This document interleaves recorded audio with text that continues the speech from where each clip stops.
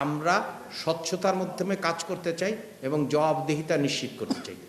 আমরা আসলে ফটো কার্ডের রাজনীতি করি না। স্বজন তোষী ছিল, পৃষ্ঠপোষকতার সংস্কৃতি ছিল, একদিকে হচ্ছে তাদের লুটপাটের সংস্কৃতি বিরাজমান ছিল, যার প্রমাণ আমরা দেখেছি।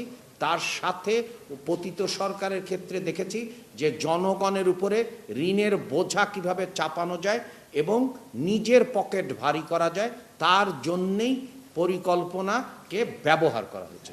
অতীতের যে পরিকল্পনাগুলো ছিল সেটি পরিকল্পনা গ্রহণ করার পরের দিন থেকে মৃত হয়ে যেত।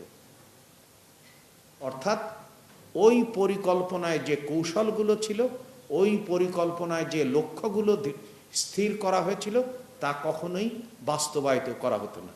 তার প্রমাণ আপনারা লক্ষ্য করেছেন যে কিভাবে স্বজনতোষী পৃষ্ঠপোষকতা দিয়ে প্রকল্পগুলো নির্বাচন করা হতো এবং প্রকল্প ব্যয়ে বাংলাদেশ অনেক ক্ষেত্রেই পতিত সরকারের আমলে রেকর্ড করেছে, যার সাথে বাস্তবের কোনো মিল নেই।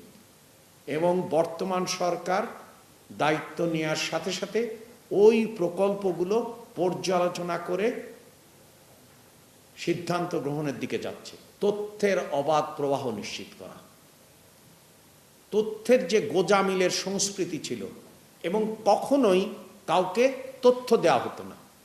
কারণ তথ্য যদি সেটা বাংলাদেশ পরিসংখ্যান ব্যুরো হোক বা অন্য প্রতিষ্ঠানের তথ্য যদি দেওয়া হয়, তাহলে বিশ্ববিদ্যালয়ের ছাত্র, শিক্ষক, গবেষক সবাই কিন্তু জানবেন এবং তারা গবেষণা করে দেখাতে পারেন আসলে সরকার যে দাবি করছে তার সাথে ওই প্রকল্পের যে উদ্দিষ্ট লক্ষ্য ছিল তার কি কোনো মিল আছে।